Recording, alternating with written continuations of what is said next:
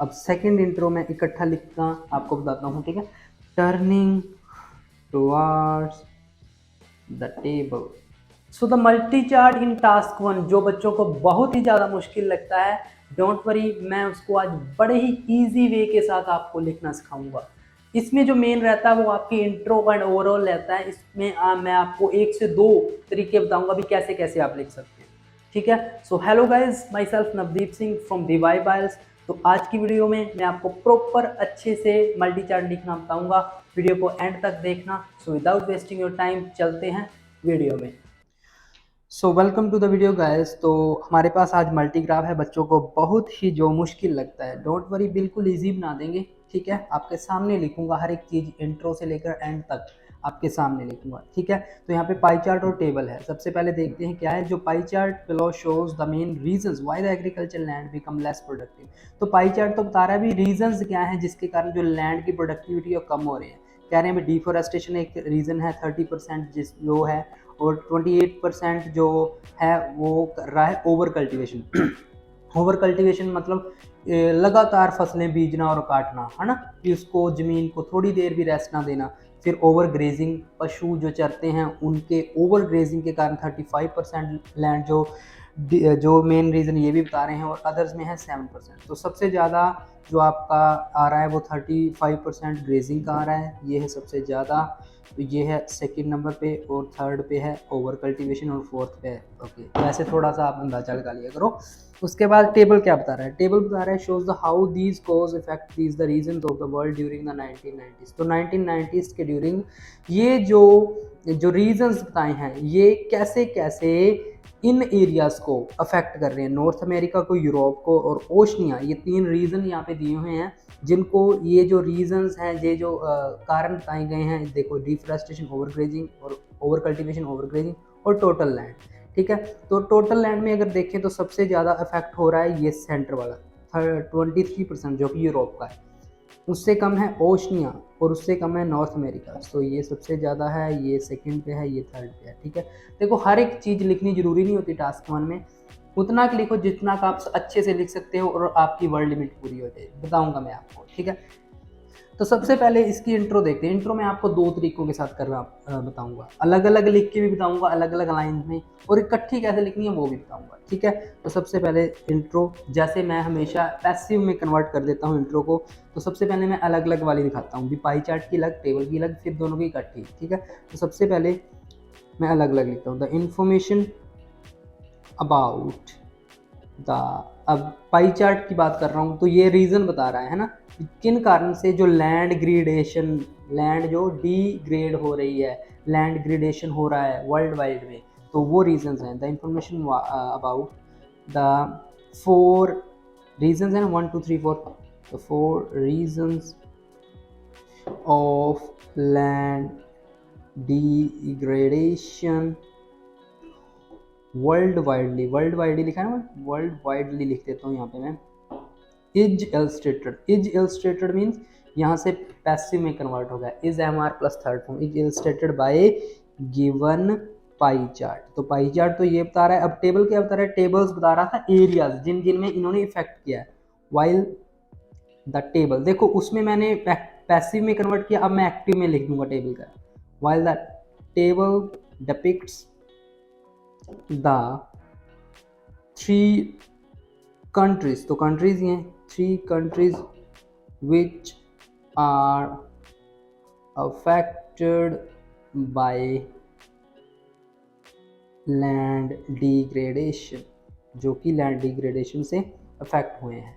तो ये आ गया आपका एक इंट्रो। अब सेकंड इंट्रो में इकट्ठा लिखना आपको बताता हूँ, ठीक है। तो इकट्ठा एक लाइन में इनको कैसे लिखना है तो सिंपल ही, कोई बात नहीं, मैं बता देता हूँ। लिखूंगा मैं वो पैसिव में ही। द इंफॉर्मेशन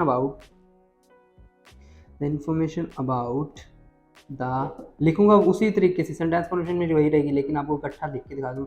रीजंस ऑफ, मेरी राइटिंग थोड़ी सी ऐसे ही है, आपको समझ लगेगी, लेकिन लैंड डिग्रेडेशन वर्ल्ड वाइडली, जो ऊपर लिखा था वही, एंड यहाँ पे एंड लगा दिया, and the three countries, and the countries affected by it, affected by these reasons.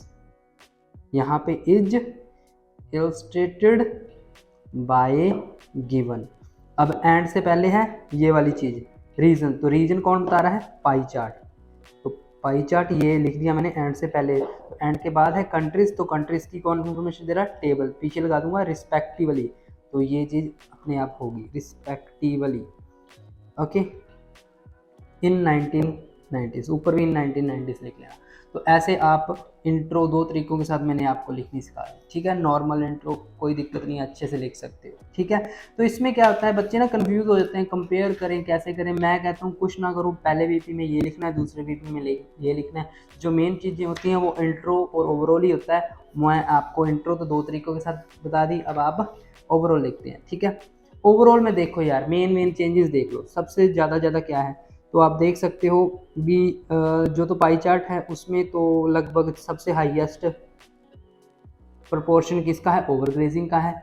और टेबल में जो सबसे ज़्यादा लैंड ग्रेडेशन किसकी हुई है? यूरोप की हुई है, ठीक है। तो बस इन दोनों को लिख दो main.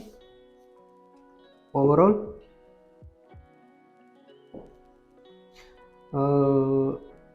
it can be seen that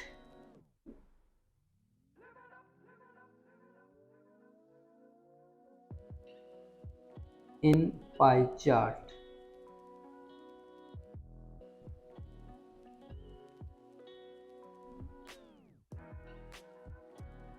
highest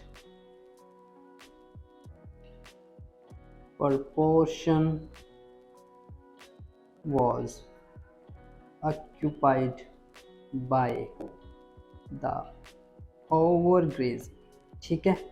देखो इसमें कोई डाटा नहीं डालना होता, सिर्फ हाईएस्ट, लोएस्ट, लीएस्ट जैसे भी ट्रेंड वगैरह लिखते हैं तो वो चीज़ें लिख दो, ठीक है। तो ओवरग्रेजिंग, ठीक है, पाई चार्ट का मैंने लिख दिया, highest proportion was occupied by overgrazing while in the table क्या था? यूरोप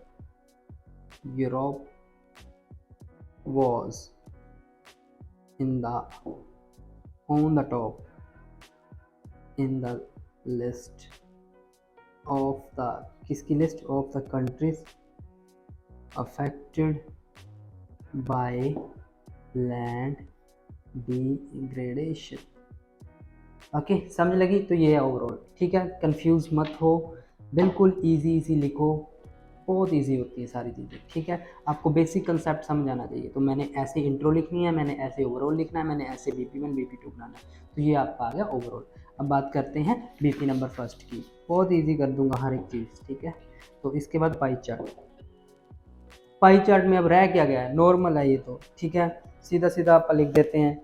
तो पाई चार्ट की बात करूं, रुको यार, ये ना मेरे ही एक मिनट, इनमें ऐसे कर लेते हैं अपना। ओके, तो पाई चार्ट में सबसे हाईएस्ट प्रोपोर्शन है ओवर ग्रेजिंग की। तो शुरू करते हैं।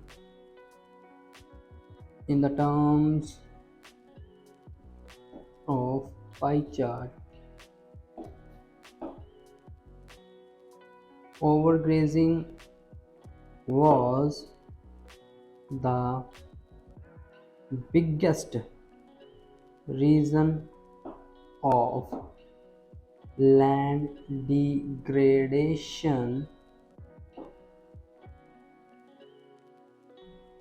worldwide, which was accounted with the percentage of, ये आ गया over one third, just over one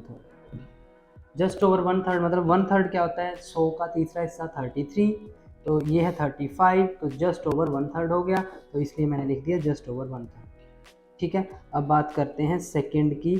अब देखो हर एक चीज़ सिंपल लिखनी जरूरी नहीं है। अब मेरे हिसाब से अगर मैं इतना लिख रहा हूँ ना, तो बहुत ईजिली मेरे 150 वर्ड्स हो जाएंगे। तो अब मैं ना इन दोनों का कंपैरिजन कर दूंगा यहाँ पे। ठीक है। लिखने को आप सिंपल भी लिख सकते हो, कोई दिक्कत नहीं, ठीक है। हाउएवर ए मार्जिनल डिफरेंस, देखो लिखता कैसे हूँ मैं, इन दोनों में कितना डिफरेंस है 2%, मतलब बहुत थोड़ा होता है। मार्जिनल डिफरेंस ऑफ अराउंड, देखो स्पेलिंग वगैरह गलत हो जाए, कोई ऐसे मुझे कमेंट में मत कहने लग जाना, हो जाती है लाइव में गलती, ठीक है। मैं कोई लिख के नहीं लेकर आया, आपके सामने लिख रहा हूँ सारा कुछ। Marginal difference of around 2% was noticed between the deforestation and over cultivation activities in 1990s। Okay, तो ये अच्छी बन गई, कोई दिक्कत नहीं है, बहुत इजी बन गया। अब लास्ट रह गया आपका 7। Moreover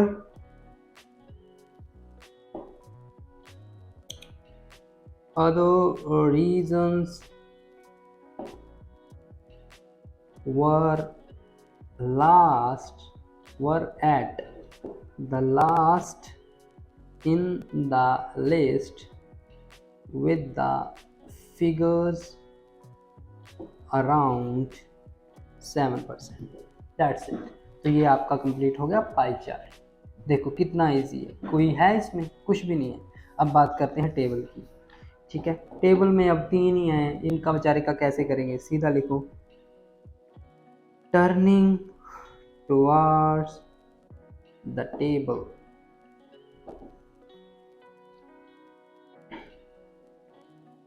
In this, Europe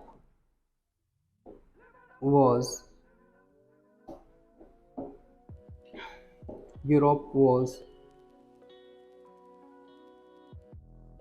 the country. Europe was the country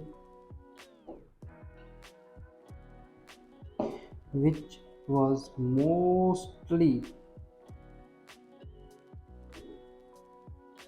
नहीं ऐसे मत लिखो, whose area was mostly affected by land degradation, जिसका एरिया सबसे ज़्यादा लैंड डिग्रेडेशन से इफेक्टेड हुआ। विच वॉज कितना है, विच वॉज अराउंड, ये देखो 23 हो गया, ये 23 हो गया क्वार्टर से नीचे, just under 1 quarter, just under 1 quarter. तो आपने बस यही चीज़ का ध्यान रखना है, जैसे मैं कहीं पे परसेंटेज लगा रहा हूँ, कहीं पे ये वाले वर्ड्स यूज़ कर रहा हूँ, कहीं पे मैंने डिफरेंस करके कंपैरिजन लिख दिया, तो ये सेंटेंस वेरिएशन ही आपके काम आएगी ज़्यादातर, ठीक है।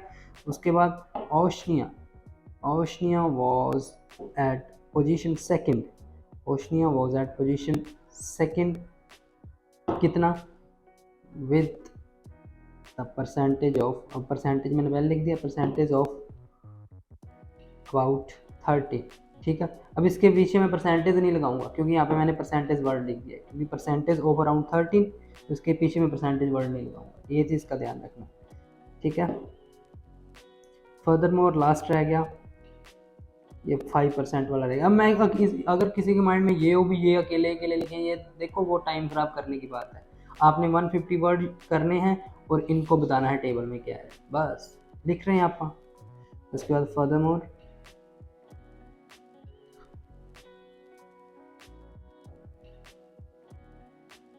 Least percentage of about of nearly 5% was noticed in North America। लो जी, दैट्स इट। तो ये है आपका मल्टी चार्ट, ठीक है। बहुत इजी, बहुत ही इजी, ठीक है। मल्टी चार्ट, ठीक है। तो ये है आपका, ठीक है। बाकी किसी बच्चे ने ऑनलाइन क्लास ज्वाइन करनी हो तो आपको नंबर्स मैं दे देता हूँ 8168321916। ऐसे ही इसी तरीके के साथ ही मैं क्लासेस लगाता हूँ, जैसे मैं सिंपल वे के साथ यूट्यूब पे वीडियोस डाल रहा हूँ, ठीक है। दोनों नंबर पे व्हाट्सएप कर दो, किसी पे भी व्हाट्सएप करो, इन दोनों में से आपको फ़ी और टाइम की प्रॉपर इन्फॉर्मेशन मिल जाएगी, ठीक है। हाँ, एक बात की गारंटी है, जैसा मैं ऑनलाइन क्लास में करवाऊँगा ना भी, ऐसा नहीं है अभी कोई बच्चा रहेगा, 100% गारंटी के साथ क्लियर करवाएंगे। ओके, तो इसके बाद आ गया आपका, बाकी अगर वीडियो अच्छी लगी हो चैनल को करने सब्सक्राइब, वीडियो करने लाइक और कमेंट करना मत भूलना। Thank you so much.